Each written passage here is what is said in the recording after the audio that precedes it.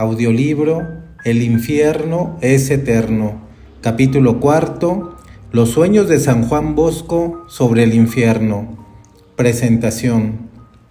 San Don Bosco nació de una familia humilde el 16 de agosto de 1815 y falleció en 1888.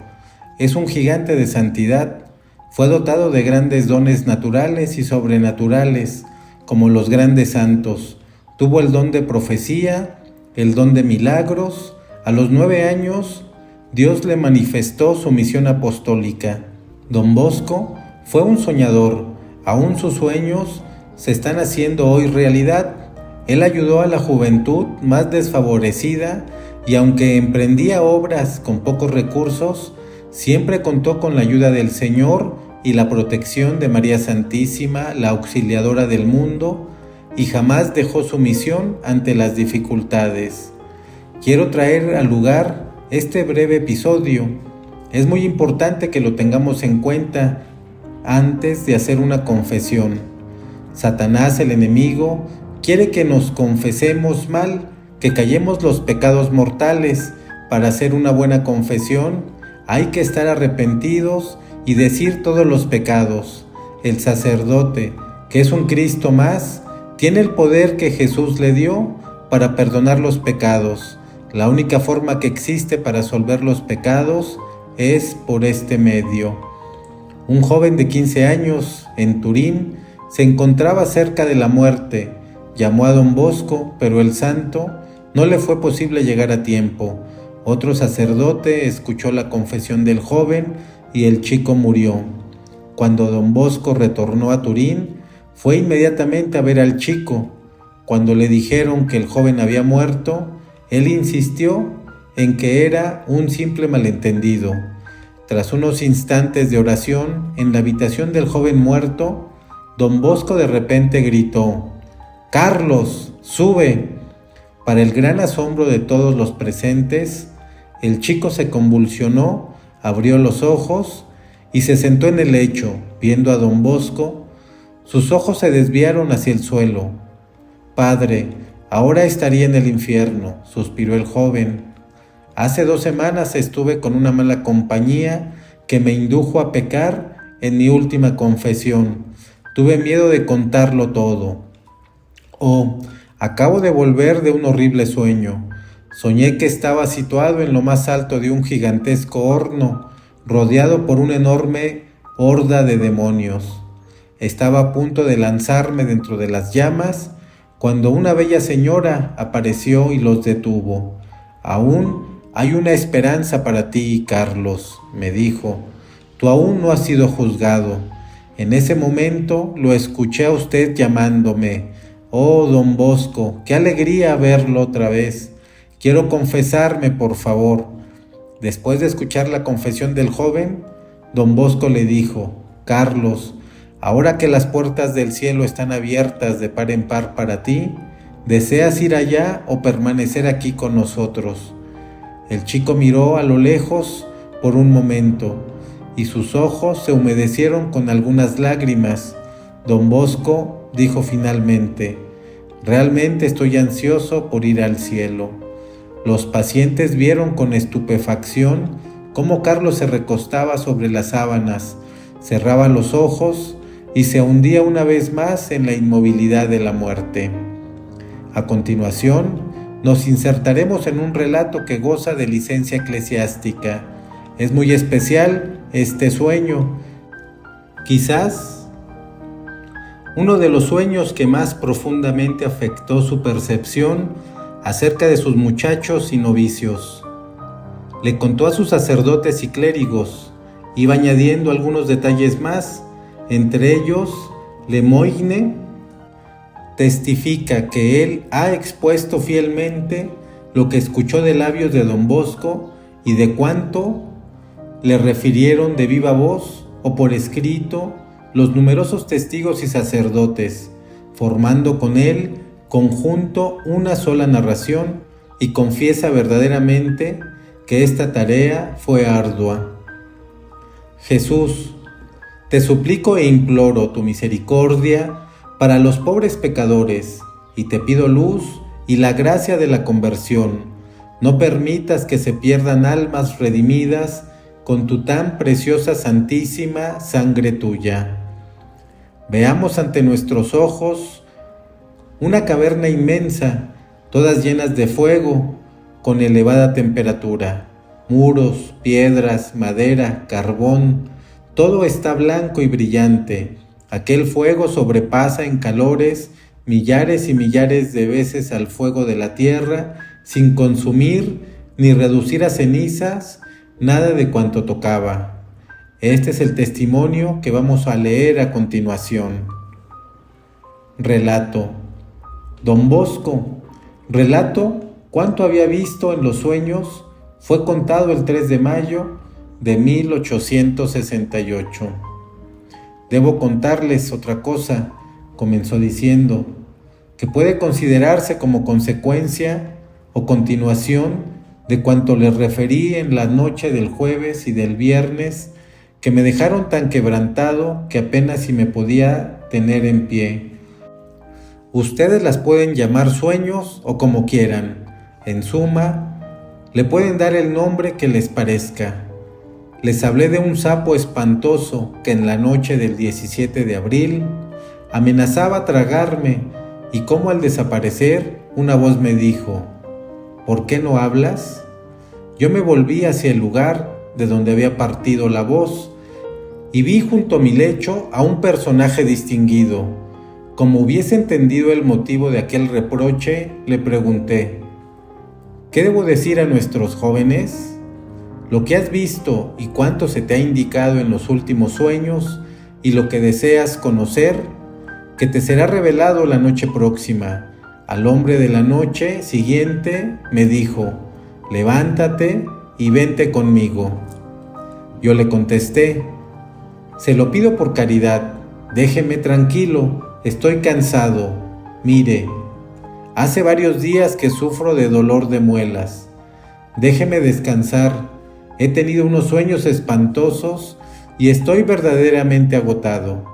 Y decía estas cosas porque la aparición de este hombre es siempre indicio de grandes agitaciones, de cansancio y de terror. El tal me respondió, levántate, que no hay tiempo que perder. Entonces me levanté y lo seguí.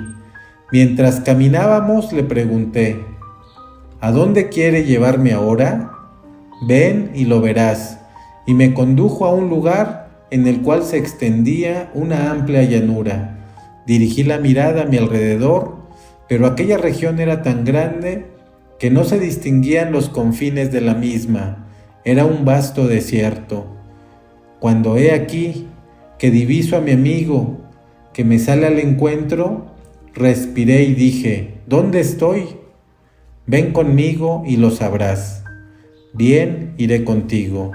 Él iba adelante y yo le seguía sin chistar. Entonces interrumpí el silencio preguntando a mi guía, ¿a dónde vamos a ir ahora? Por aquí, me dijo. Y penetramos por aquel camino. Era una senda hermosa, ancha, espaciosa y bien pavimentada. De un lado y de otro la flanqueaban dos magníficos setos verdes cubiertos de hermosas flores. En especial, despuntaban las rosas entre las hojas por todas partes. Aquel sendero, a primera vista, parecía llano y cómodo, y yo me eché a andar por él sin sospechar nada. Pero después de caminar un trecho me di cuenta de que insensiblemente se iba haciendo cuesta abajo, y aunque la marcha no parecía precipitada, yo corría con tanta facilidad que me parecía ir por el aire. Incluso noté que avanzaba casi sin mover los pies. Nuestra marcha era, pues, veloz. Pensando entonces que el volver atrás por un camino semejante hubiera sido cosa fatigosa y cansada, dije a mi amigo, ¿cómo haremos para regresar al oratorio? No te preocupes, me dijo, el Señor es omnipotente y querrá que vuelvas a Él. El que te conduce y te enseña a proseguir adelante sabrá también llevarte hacia atrás. Vi que me seguían por el mismo senderos todos los jóvenes del oratorio y otros numerosísimos compañeros a los cuales yo jamás había visto. Pronto me encontré en medio de ellos. Mientras los observaba, veo que de repente, ora uno, ora otro, comienzan a caer al suelo, siendo arrastrados por una fuerza invisible que los llevaba hacia una horrible pendiente que se veía aún en lontananza y que conducía a aquellos infelices de cabeza a un horno.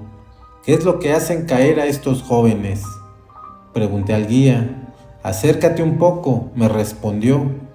Me acerqué y pude comprobar que los jóvenes pasaban entre muchos lazos, algunos de los cuales estaban al ras del suelo y otros a la altura de la cabeza. Estos lazos no se veían, por tanto, muchos de los muchachos al andar quedaban presos por aquellos lazos, sin darse cuenta del peligro, y en el momento de caer en ellos daban un salto y después rodaban al suelo con las piernas en alto, y cuando se levantaban, corrían precipitadamente hacia el abismo. Algunos quedaban presos, prendidos por la cabeza, por una pierna, por el cuello, por las manos, por un brazo, por la cintura, e inmediatamente eran lanzados hacia la pendiente, los lazos colocados en él apenas visibles, semejantes a los hilos de la araña y al parecer inofensivos. Y con todo pude observar que los jóvenes, por ellos prendidos, caían a tierra. Yo estaba atónito y el guía me dijo: ¿sabes qué es esto? Un poco de estopa, respondí. Te diría que no es nada, añadió. El respeto humano simplemente. Entre tanto, al ver que eran muchachos los que continuaban cayendo en aquellos lazos, le pregunté al desconocido: ¿cómo es que son tantos los que quedan prendidos en los hilos? ¿Qué es lo que los arrastra de esa manera? Y él le dijo: acércate más, obsérvalo bien y lo verás. Lo hice y añadí: yo no veo nada. Mira mejor, me dijo el guía. Tomé en efecto uno de aquellos lazos en la mano y pude comprobar que no daba con el otro extremo. Por el contrario, me di cuenta de que yo también era arrastrado por él. Entonces seguí la dirección del hilo y llegué a la boca de una espantosa caverna. Y he aquí que después de haber tirado mucho, salió fuera, poco a poco, un horrible monstruo que infundía espanto, el cual mantenía, fuertemente cogido con sus garras, la extremidad de una cuerda a la que estaban ligados todos aquellos hilos. Era este monstruo quien, apenas caía uno en aquellas redes, lo arrastraba inmediatamente hacia sí. Entonces me dije: es inútil intentar hacer frente a la fuerza de este animal, pues no lograré vencerlo. Será mejor combatirlo con la señal de la Santa Cruz y con jaculatorias. Me volví, por tanto, junto a mi guía, el cual me dijo: ¿sabes ya quién es? Oh, sí, que lo sé, le respondí. Es el demonio quien tiende estos lazos para hacer caer a mis jóvenes en el infierno. Examiné con atención los lazos y vi que cada uno llevaba escrito su propio título: el lazo de la soberbia, de la desobediencia, de la envidia, del sexto mandamiento, del hurto, de la gula, de la pereza, de la ira, etc. Hecho esto, me eché un poco hacia atrás para ver cuál de aquellos lazos era el que causaba mayor número de víctimas entre los jóvenes, y pude comprobar que era el de la deshonestidad, impureza, la desobediencia y la soberbia.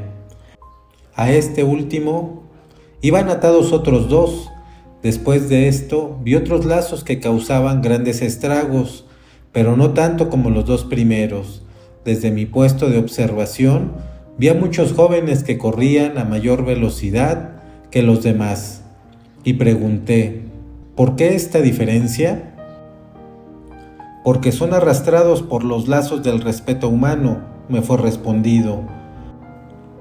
Mirando aún con mayor atención, vi que entre aquellos lazos había esparcido muchos cuchillos que, manejados por una mano providencial, cortaban o rompían los hilos. El cuchillo más grande procedía contra el lazo de la soberbia y simbolizaba la meditación. Otro cuchillo, también muy grande pero no tanto como el primero, significaba la lectura espiritual bien hecha. Habían también 2 espadas. Una de ellas representaba la devoción al Santísimo Sacramento, especialmente mediante la comunión frecuente. Otra, la devoción a la Virgen María. Habían además un martillo, la confesión y otros cuchillos, símbolos de las varias devociones a San José, a San Luis, etcétera, etcétera.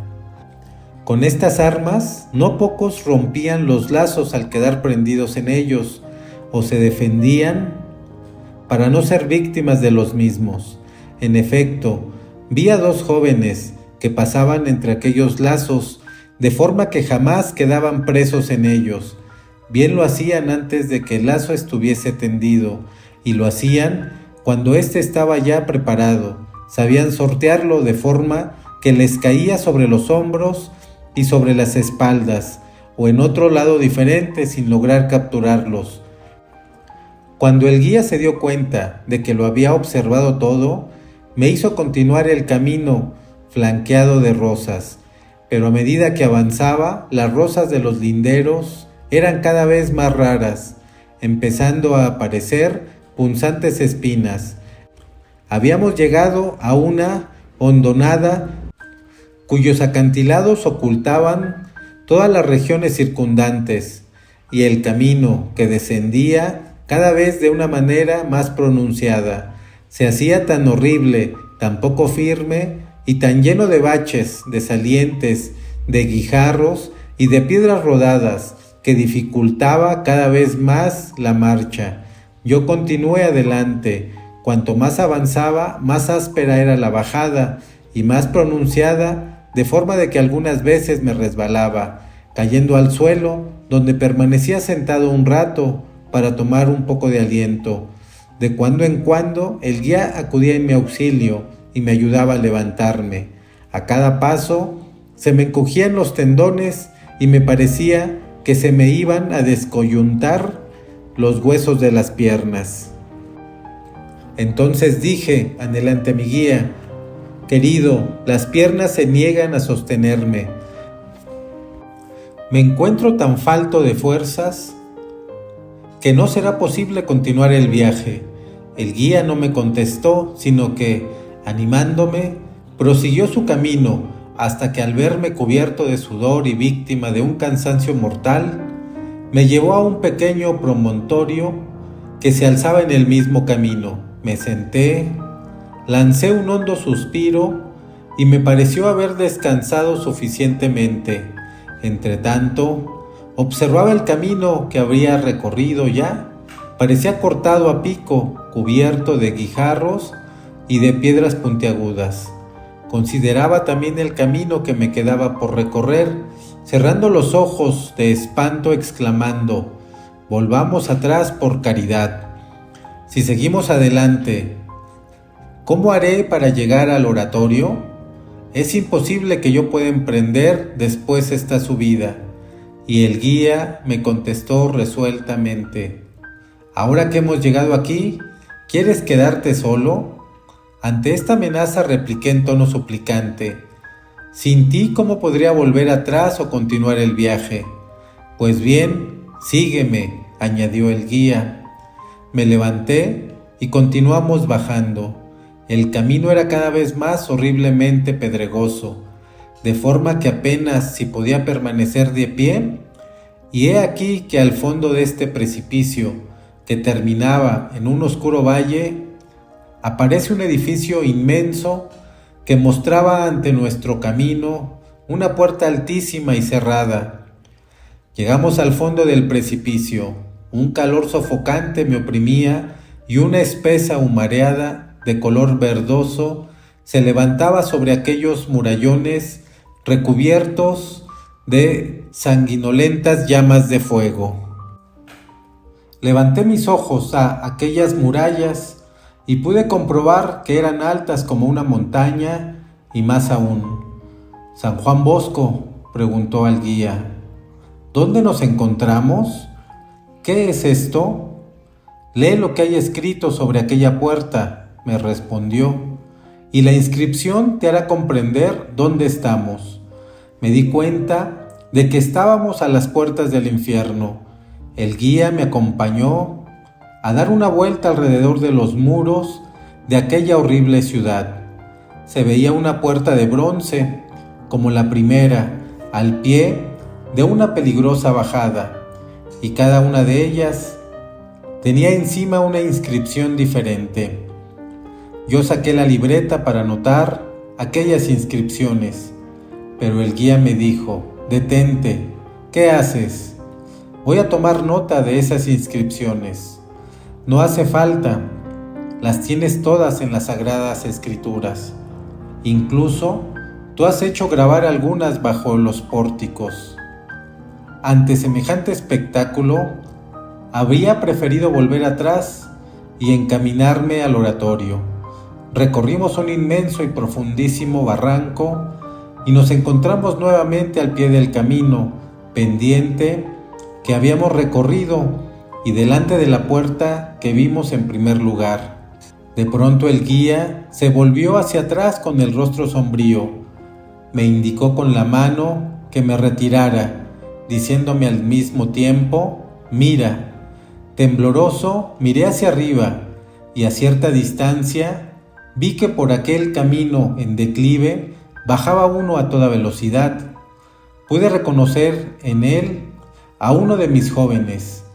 Llevaba los cabellos desgreñados, en parte erizados sobre la cabeza y en parte echados hacia atrás por efecto del viento, y los brazos tendidos hacia adelante, en actitud como de quien nada para salvarse del naufragio. Quería detenerse y no podía. Tropezaba continuamente con los guijarros salientes del camino, y aquellas piedras servían para darle un mayor impulso en la carrera. «Corramos, detengámoslo, ayudémosle», gritaba yo, tendiendo las manos hacia él. Y el guía: «No, déjalo». «¿Y por qué no puedo detenerlo?» «No sabes lo tremenda que es la venganza de Dios.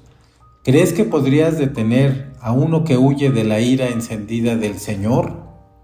Entretanto, aquel joven, volviendo la cabeza hacia atrás y mirando con los ojos encendidos si la ira de Dios le seguía siempre, corría precipitadamente hacia el fondo del camino, como si no hubiese encontrado en su huida otra solución que ir a dar contra aquella puerta de bronce.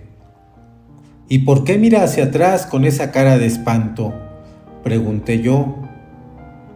«Porque la ira de Dios traspasa todas las puertas del infierno e irá a atormentarle aún en medio del fuego».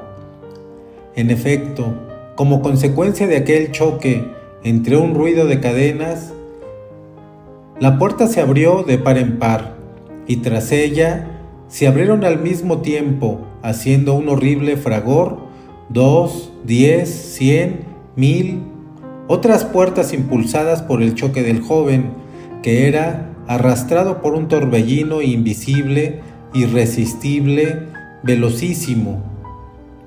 Todas aquellas puertas de bronce, que estaban una delante de otra, aunque a gran distancia, permanecieron abiertas por un instante, y yo vi allá, a lo lejos, muy lejos, como la boca de un horno, y mientras el joven se precipitaba en aquella voragine, pude observar que de ella se elevaban numerosos globos de fuego, y las puertas volvieron a cerrarse con la misma rapidez con que se habían abierto.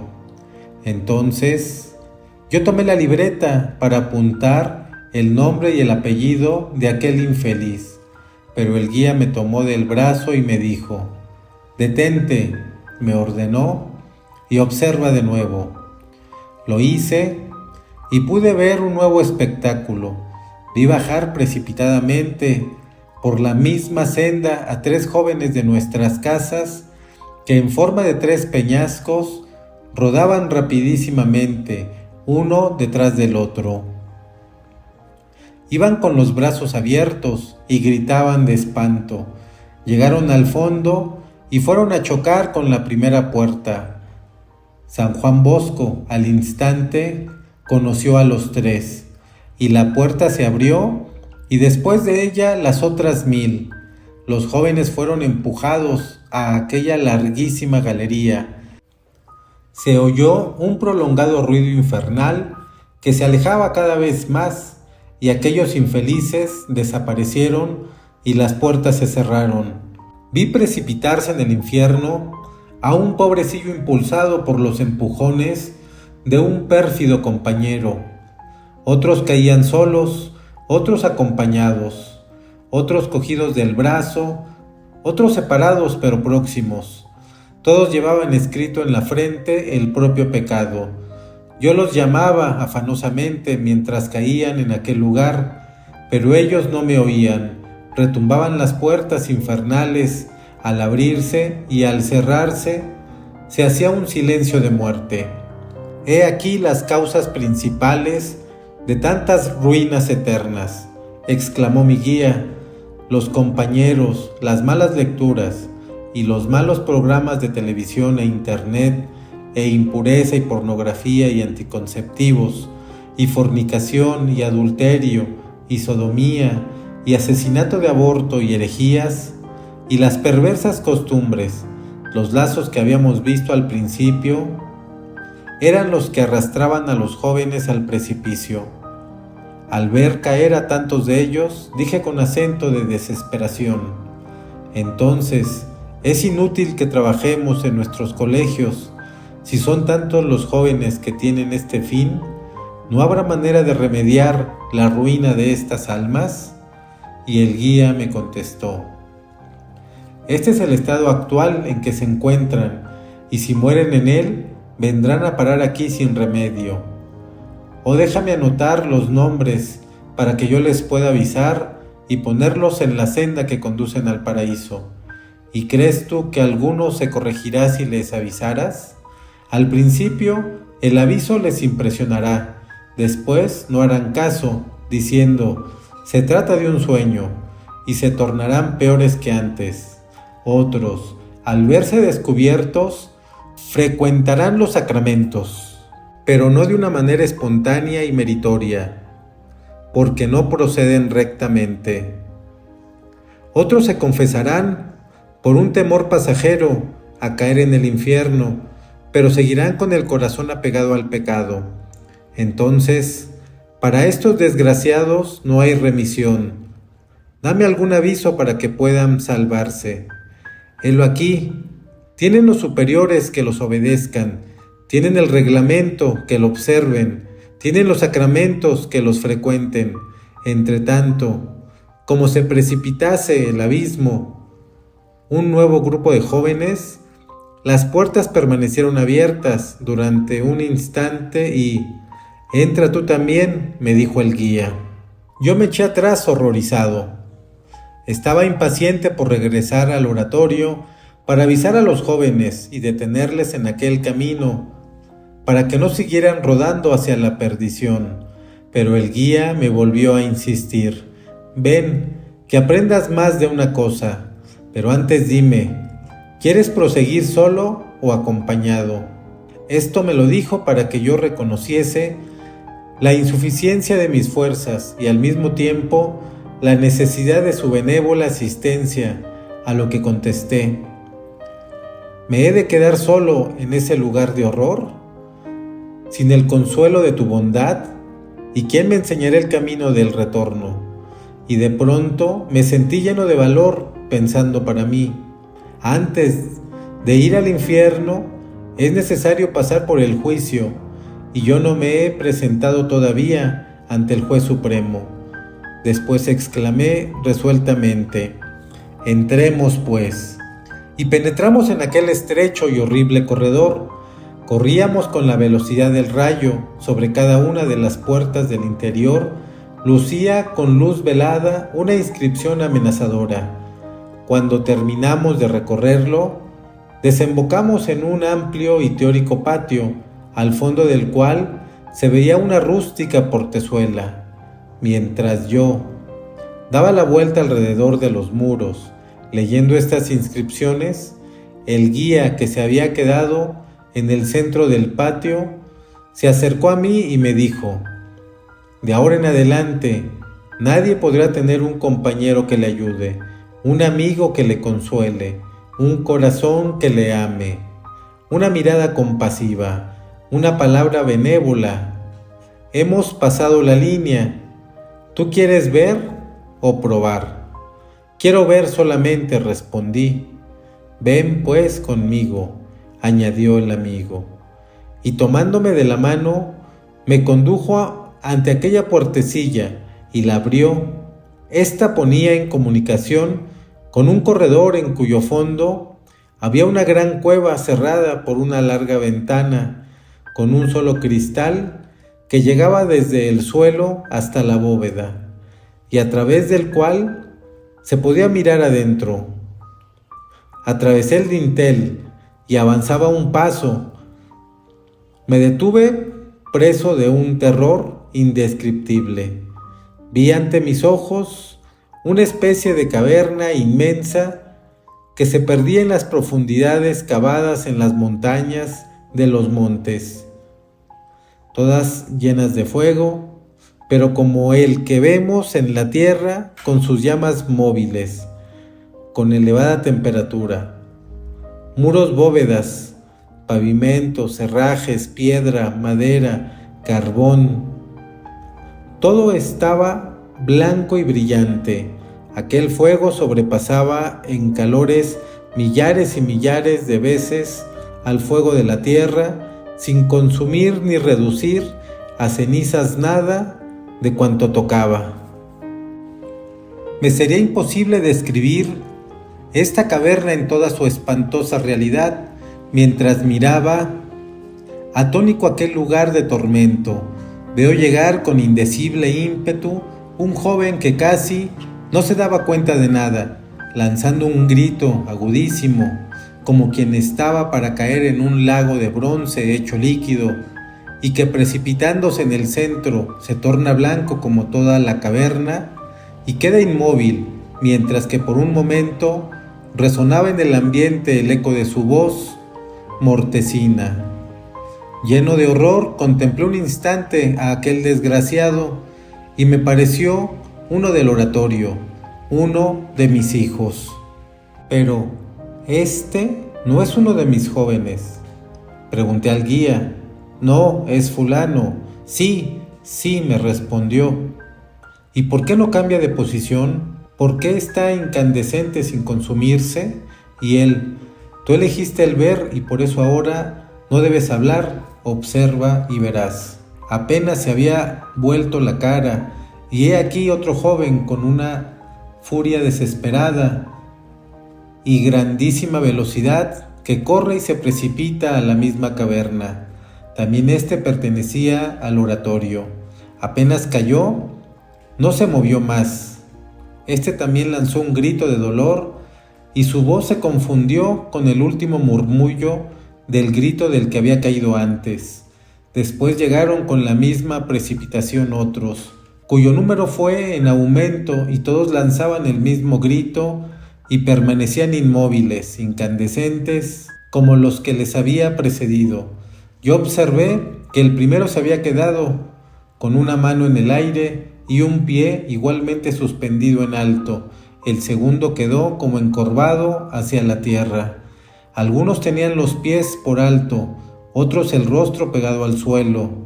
Quienes estaban casi suspendidos, sosteniéndose de un solo pie o de una sola mano. No faltaban los que estaban sentados o tirados, unos apoyados sobre un lado, otros de pie o de rodillas, con las manos entre los cabellos. Había en suma una larga fila de muchachos, como estatuas, en posiciones muy dolorosas. Vinieron aún otros muchachos a aquel horno, parte me eran conocidos y parte desconocidos. Me recordé entonces de lo que dice la Biblia, que según se cae la primera vez en el infierno, así se permanecerá para siempre. Al anotar que aumentaban en mí el espanto, pregunté al guía: ¿pero estos, al correr con tanta velocidad, no se dan cuenta que vienen a parar aquí? Oh, sí que saben que van al fuego. Les avisaron 1000 veces, pero siguen corriendo, voluntariamente, al no detestar el pecado y al no quererlo abandonar, al desperdiciar y rechazar la misericordia de Dios que los llama a penitencia. Y por tanto, la justicia divina, al ser provocada por ellos, los empuja, les insta, los persigue y no se pueden parar hasta llegar a este lugar. Oh, qué terrible debe ser la desesperación de estos desgraciados que no tienen ya esperanza de salir de aquí, exclamé. ¿Quieres conocer la furia íntima y el frenesí de sus almas? Pues acércate un poco más, me dijo el guía. Di algunos pasos hacia adelante y acercándome a la ventana, vi que muchos de aquellos miserables se propinaban mutuamente tremendos golpes, causándose terribles heridas que se mordían como perros rabiosos. Otros se arañaban el rostro, se destrozaban las manos, se arrancaban las carnes, arrojando con despecho los pedazos por el aire. Entonces, toda la cobertura de aquella cueva se había trocado como de cristal, a través del cual se divisaba un trozo de cielo y las figuras luminosas de los compañeros que se habían salvado para siempre, y aquellos condenados rechinaban los dientes de feroz envidia, respirando afanosamente. ¿Por qué en vida hicieron a los justos blancos de sus burlas? Yo pregunté al guía. Dime, ¿por qué no oigo ninguna voz? Acércate más, me gritó. Me aproximé al cristal de la ventana y oí cómo unos gritaban y lloraban entre horribles contorsiones. Otros blasfemaban e imprecaban a los santos. Era un tumulto de voces y de gritos estridentes y confusos que me indujo a preguntar a mi amigo: ¿qué es lo que dicen? ¿Qué es lo que gritan? Y él, al recordar la suerte de sus buenos compañeros, se ven obligados a confesar: gritos, esfuerzos, llantos son ya completamente inútiles. Aquí no cuenta el tiempo, aquí solo impera la eternidad. Mientras, llenos de horror, contemplaba el estado de muchos de mis jóvenes, de pronto una idea floreció en mi mente. ¿Cómo es posible, dije, que los que se encuentran aquí estén todos condenados? Esos jóvenes, ayer por la noche, estaban aún vivos en el oratorio. Y el guía me contestó: todos esos que ves ahí son los que han muerto a la gracia de Dios, y si les sorprendiera la muerte, y si continuasen obrando como al presente, se condenarían. Pero no perdamos tiempo, prosigamos adelante. Se veían los atroces remordimientos de los que fueron educados en nuestras casas, el recuerdo de todo y cada uno de los pecados no perdonados, y de la justa condenación de haber tenido 1000 medios y muchos extraordinarios para convertirse al Señor, para preservar en el bien, para ganarse el paraíso, el recuerdo de tantas gracias y promesas concedidas y hechas a María Santísima y no correspondidas, el haberse podido salvar a costa de un pequeño sacrificio y en cambio estar condenado para siempre, recordar tantos buenos propósitos hechos y no mantenidos, de buenas intenciones completamente ineficaces está lleno el infierno, dice el proverbio, y allí volví a contemplar a todos los jóvenes del oratorio que había visto poco antes en el horno, alguno de los cuales me está escuchando ahora. Otros estuvieron aquí con nosotros y a otros muchos no los conocía. Me adelanté y observé que todos estaban cubiertos de gusanos y de asquerosos insectos que les desbordaban y consumían el corazón, los ojos, las manos, las piernas, los brazos y todos los miembros, dejándolos en un estado tan miserable que no encuentro palabras para describirlo. Aquellos desgraciados permanecían inmóviles, expuestos a toda suerte de molestias, sin poderse defender de ellas en modo alguno. Yo avancé un poco más, acercándome para que me viesen, con la esperanza de poderles hablar y de que me dijesen algo, pero ellos no solamente no me hablaron, sino que ni siquiera me miraron. Pregunté entonces al guía la causa de esto y me fue respondido: en el otro mundo no existe libertad alguna para los condenados. Cada uno soporta allí todo el peso del castigo de Dios, sin variación alguna de estado, y no puede ser de otra manera. Añadió: ahora es necesario que desciendas tú a esa región de fuego que acabas de contemplar. No, no, repliqué aterrado. Para ir al infierno es necesario pasar antes por el juicio, y yo no he sido juzgado aún. Por tanto, no quiero ir al infierno. Dime, observó mi amigo, ¿te parece mejor ir al infierno y libertar a tus jóvenes o permanecer fuera de él abandonándolos en medio de tantos tormentos? Desconcertado con esta propuesta respondí: oh, yo amo mucho a mis queridos jóvenes y deseo que todos se salven, pero no podríamos hacer de manera que no tuviésemos que ir a ese lugar de tormentos, ni yo ni los demás. Bien, contestó mi amigo, aún estás a tiempo, como también lo están ellos, con tal que tú hagas cuanto puedas. Mi corazón se ensanchó al escuchar tales palabras y me dije inmediatamente: poco importa el trabajo con tal de poder librar a mis queridos hijos de tantos tormentos.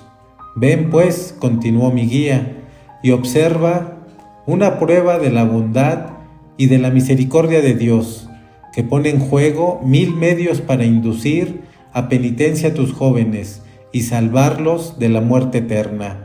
Y tomándome de la mano, me introdujo en la caverna. Apenas puse el pie en ella, me encontré de improviso transportado a una sala magnífica con puertas de cristal. Sobre esta, a regular distancia, pendían unos largos velos que cubrían otros tantos departamentos que comunicaban con la caverna. El guía me señaló uno de aquellos velos sobre el cual se veía escrito Sexto Mandamiento y exclamó: la falta contra este mandamiento, he aquí la causa de la ruina eterna de tantos jóvenes. Pero, ¿no se han confesado? Se han confesado, pero las culpas contra la bella virtud las han confesado mal o las han callado de propósito. Por ejemplo, uno que cometió 4 o 5 pecados de esta clase dijo que solo había faltado 2 o 3 veces. Hay algunos que cometieron un pecado impuro en la niñez y sintieron siempre vergüenza de confesarlo, o lo confesaron mal o no lo dijeron todo. Otros no tuvieron el dolor o el propósito suficiente. Incluso algunos, en lugar de hacer el examen, estudiaron la manera de engañar al confesor, y el que muere con tal resolución, lo único que consigue es contarse en el número de los reprobos por toda la eternidad. Solamente los que, arrepentidos de corazón, mueren con la esperanza de la eterna salvación, serán eternamente felices. ¿Quieres ver ahora por qué te han conducido hasta aquí la misericordia de Dios? Levantó un velo y vi un grupo de jóvenes del oratorio, todos los cuales me eran conocidos, que habían sido condenados por esta culpa. Entre ellos había algunos que ahora, en apariencia, observaban buena conducta. Al menos ahora, le supliqué, ¿me dejarás escribir los nombres de esos jóvenes para poderles avisar en particular? No hace falta, me respondió. Entonces, ¿qué les debo decir? Predica siempre y en todas partes contra la inmodestia. Basta avisarles de una manera general y no olvides que aunque lo hicieras particularmente, te harían 1000 promesas, pero no siempre sinceramente. Para conseguir un propósito decidido, se necesita la gracia de Dios, la cual no faltará nunca a tus jóvenes si ellos se la piden. Dios es tan bueno que manifiesta especialmente su poder en el compadecer y en perdonar, oración y sacrificio, pues por tu parte y los jóvenes, que escuchen tus amonestaciones y enseñanzas, que pregunten a sus conciencias, y éstas les dirán lo que deben hacer, y seguidamente continúa hablando, por espacio de casi media hora, sobre las condiciones necesarias para hacer una buena confesión.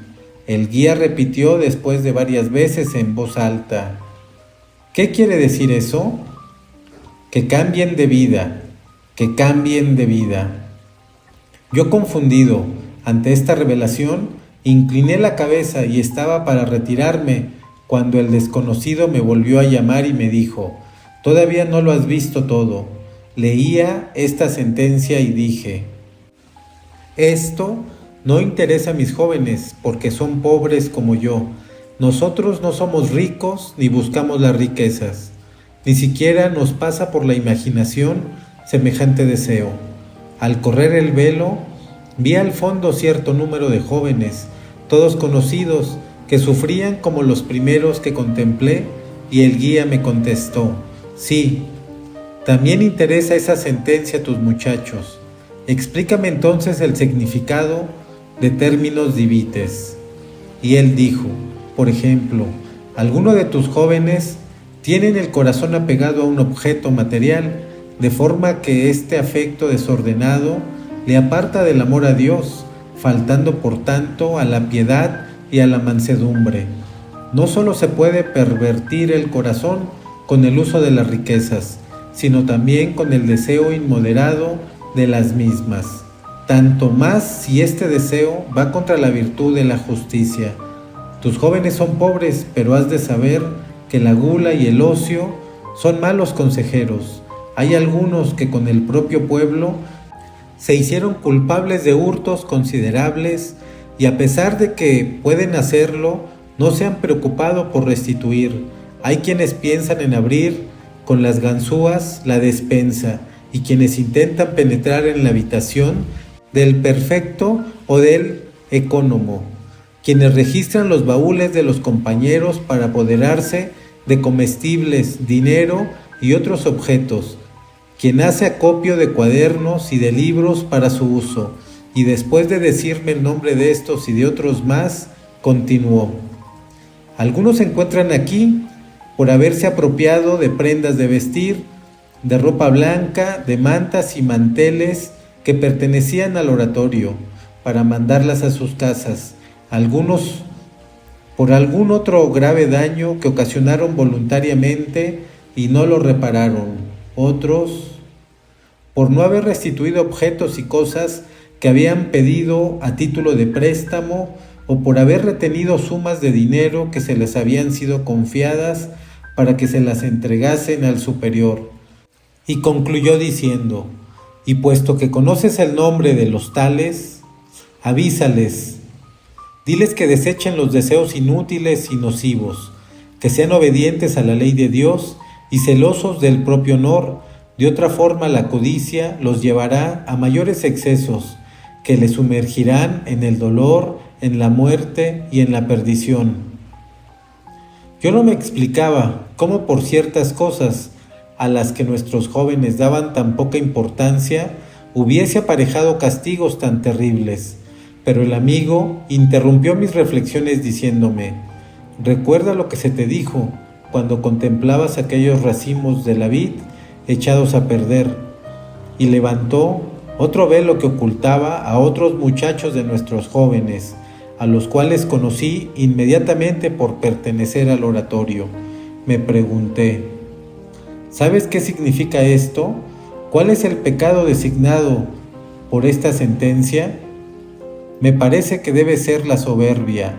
No, me respondió, pues yo siempre he oído decir que la raíz de todos los pecados es la soberbia. Sí, en general se dice que es la soberbia, pero en particular, ¿sabes qué fue lo que hizo caer a Adán y a Eva en el primer pecado, por lo que fueron arrojados del paraíso terrenal? La desobediencia. Cierto, la desobediencia es la raíz de todos los males. ¿Qué debo decir a mis jóvenes sobre esto? Preste atención. Aquellos jóvenes, los cuales tú ves que son desobedientes, se están preparando un fin tan lastimoso como este. Son los que tú crees que se han ido por la noche a descansar y en cambio, a horas de la madrugada, se bajan a pasear por el patio sin preocuparse de que es una cosa prohibida por el reglamento.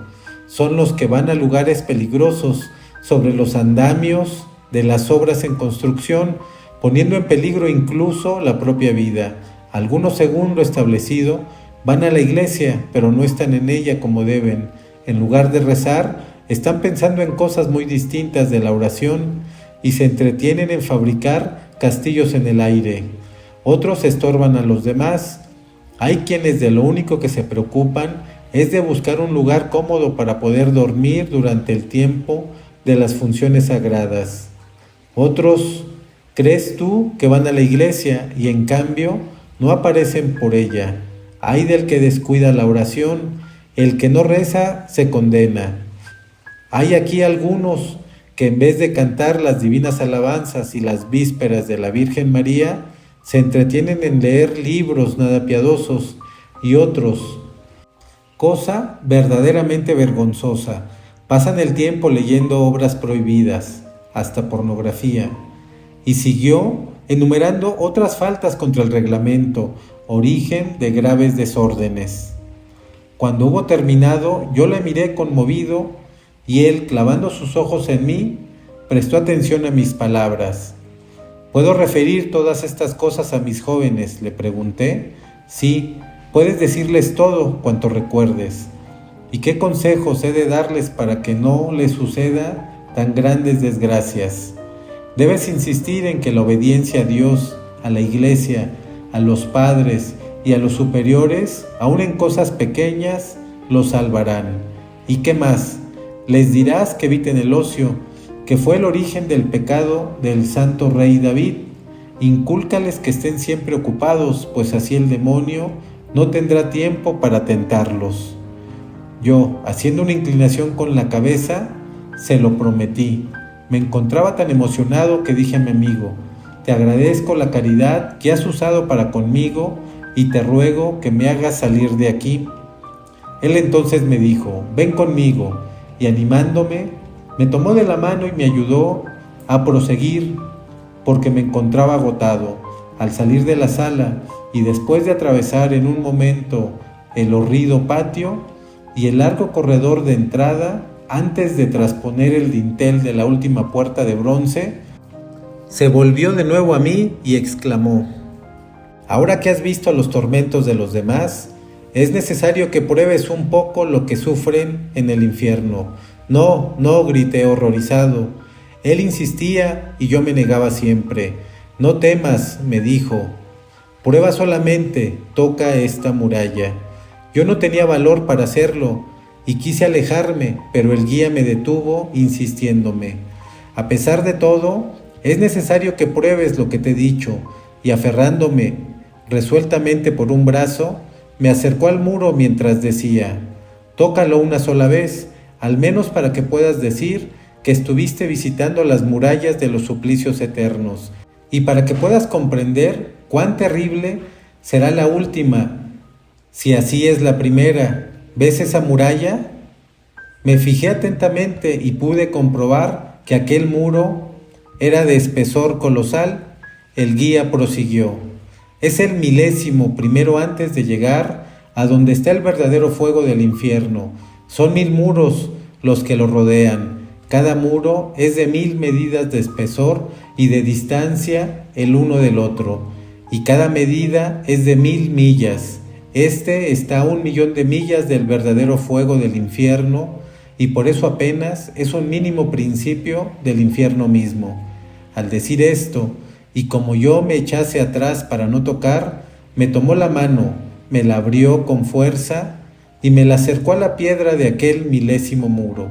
En aquel instante sentí una quemadura tan intensa y dolorosa que, saltando hacia atrás y lanzando un grito agudísimo, me desperté. Me encontré sentado en el lecho y, pareciéndome que la mano me ardía, La restregaba con la otra para aliviarme de aquella sensación. Al hacerse de día, pude comprobar que mi mano en realidad estaba hinchada, y la impresión imaginaria de aquel fuego me afectó tanto que cambié la piel de la palma de la mano derecha.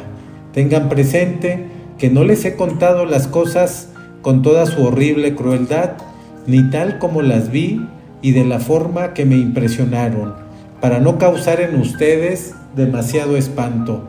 Nosotros sabemos que el Señor no nombró jamás el infierno, sino valiéndose de símbolos, porque aunque nos los hubiera descrito como es, nada hubiéramos entendido. Ningún mortal puede comprender estas cosas. El Señor las conoce y las puede manifestar a quien quiere. Durante muchas noches consecutivas, y siempre presa de la mayor turbación, no pude dormir a causa del espanto que se había apoderado de mi ánimo. Les he contado solamente el resumen de lo que he visto en sueños de mucha duración. Puede decirse que de todos ellos les he hecho un breve compendio. Más adelante les hablaré sobre el respeto humano y de cuánto se relaciona con el sexto y séptimo mandamiento y con la soberbia. No haré otra cosa más que explicar estos sueños, pues están de acuerdo con la Sagrada Escritura. Aún más, no son otra cosa que un comentario de cuanto en ella se lee respecto a esta materia. Durante estas noches les he contado ya algo, pero de cuando en cuando vendré a hablarles y les narraré lo que falta, dándole la explicación consiguiente. Infierno. Año 1887. En la mañana del 3 de abril, San Juan Bosco dijo a Biglietti que en la noche precedente no había podido descansar, pensando en un sueño espantoso que había tenido durante la noche del 2. Todo ello produjo en su organismo un verdadero agotamiento de fuerzas. Si los jóvenes, le decía, oyese el relato de lo que oí, o se darían a una vida santa o huirían espantados para no escucharlo hasta el fin. Por lo demás, no me es posible describirlo todo, pues sería muy difícil representar en su realidad los castigos reservados a los pecadores en la otra vida. El santo vio las penas del infierno. Oyó primero un gran ruido, como de un terremoto. Por el momento no hizo caso, pero el rumor fue creciendo gradualmente hasta que oyó un estruendoso, horroroso y prolongadísimo, mezclado con gritos de horror y espanto, con voces humanas, inarticuladas que, confundidas con el fragor general, producían un estrépito espantoso. El rumor, cada vez más ensordecedor, se iba acercando, y ni con los ojos ni con los oídos se podía precisar lo que sucedía. Vi primeramente una masa informe que poco a poco fue tomando la figura de una formidable cuba de fabulosas dimensiones. De ella salían los gritos de dolor. Pregunté espantado qué era aquello y qué significaba lo que estaba viendo. Entonces los gritos, hasta allí inarticulados, se intensificaron más, haciéndose más precisos. Después vi dentro de aquella cuba ingente personas indescriptiblemente deformes. Los ojos le salían de las órbitas, las orejas, casi separadas de la cabeza, colgaban hacia abajo, los brazos y las piernas estaban dislocados de un modo fantástico. A los gemidos humanos se unían angustiosos maullidos de gato, rugidos de leones, aullido de lobos y alarido de tigres, de osos y de otros animales. Observé mejor y entre aquellos desventurados reconocí a algunos. Entretanto, con el aumento del ruido, se hacía ante él más viva y más precisa la vista de las cosas. Conocía mejor a aquellos infelices, les llegaban más claramente sus gritos, y su terror era cada vez más opresor. Entonces preguntó en voz alta: «Pero, ¿no será posible poner remedio o aliviar tanta desventura? Todos estos horrores y estos castigos están preparados para nosotros. ¿Qué debo hacer yo?» «Sí», replicó una voz, «hay un remedio, solo un remedio: apresurarse a pagar las propias deudas con oro o con plata. Pero estas son cosas materiales. Con la oración incesante y con la frecuente comunión se podrá remediar tanto mal. Durante este diálogo, los gritos se hicieron más estridentes y el aspecto de los que emitían era más monstruoso, de forma que, presa de mortal terror, se despertó. Eran las 3 de la mañana y no le fue posible cerrar más un ojo. En el curso de su relato, un temblor le agitaba todos los miembros, su respiración era afanosa y sus ojos derramaban abundantes lágrimas. Conclusión y súplicas. Oh misericordiosísimo Jesús, qué dicha de poder estar a tiempo de mudar de vida. Gracias mil te doy porque tuviste piedad de este pobre pecador que tantas veces violó lo que está prohibido por el 6º y el 9º mandamiento. De ahora en más, combatiré las tentaciones interiores con la presencia de Dios. En cuanto a las tentaciones exteriores, evitaré las ocasiones que me llevan a ofender a la divina majestad, guardaré los sentidos y luego evitaré las ocasiones, el ocio.